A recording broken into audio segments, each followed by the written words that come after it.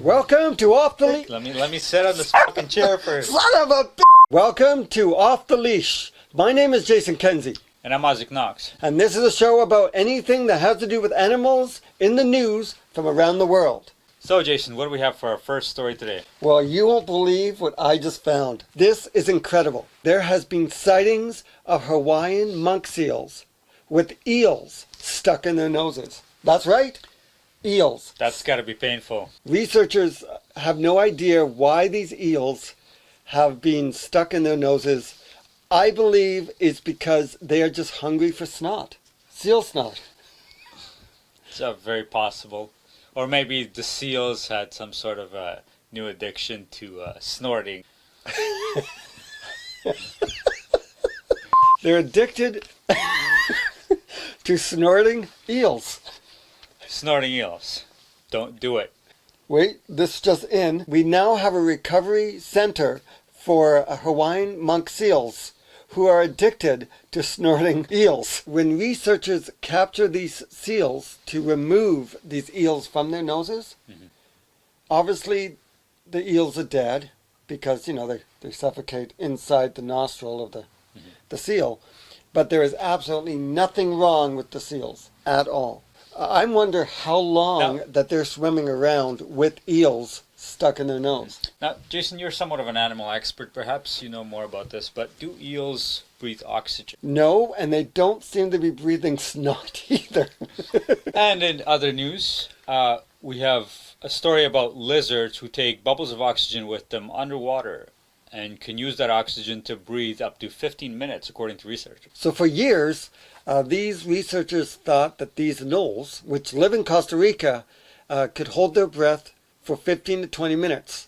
It wasn't until recently they just found out they can just put a bubble over their nose. And there is an amazing video that you can actually see online. Jason, I don't know about you, but I would say that having a bubble and going underwater for 15 minutes, that's kind of like cheating. That's like humans taking a scuba diving tank and going underwater. You don't hear news stories about humans breathing underwater. It's just an oxygen supply that you take with you. What I find interesting is lizards don't usually eat sushi. So for whatever reason, they're under the water because they eat bugs, right? Crickets and flies. So for them to be underwater, I imagine they're there to escape predators on land. Or perhaps they just wanted to see the coral reefs like humans did. in Costa Rica. So what happens to a lizard who loses its bubble? Let's say he's swimming along and all of a sudden he sneezes and the bubble pops off his mouth and just floats away, and he watches it desperately float away and he goes, "Oh shit, there goes my bubble." And I'm pretty sure it drowns. Also in the news, there has been an otter in downtown Vancouver in Chinatown, which has a delicacy for sushi and has been eating these very expensive koi. Now, that's being coy, let me tell you, because some of these fish have been alive for over 50 years. Researchers and animal trackers have been trying desperately to catch this otter, which has not happened. Yes, and I can totally confirm that on the way to the studio today, I saw this wanted poster and the otter's picture was there with a reward underneath it, saying 50,000 dead or alive. For reward money, it's not money, it's fish. Yes, you get 50,000 koi, deep fried, if you catch the otter. Call the local hotline. Well, thank you so much for joining us. I'm not done yet. Oh, okay. I take back everything I've just said. I'm just wondering, so these koi got planted in that little pool or aquarium by basically the people who manage Chinatown, is this correct? Yes. And they've been swimming in that water for 50 years. That's a good question. Maybe. I don't know if it's been 50 years, but I know it's been many, many years. How do they know exactly that this otter is the one responsible for eating the fish? I mean, maybe that there is a lot of homeless people around there. Maybe they've been picking off at the fish, and then the otter comes around, and the guard keeper, the keeper of the fish sees that there's less fish, and then he sees the otter right beside there. He's like, oh, he probably ate them.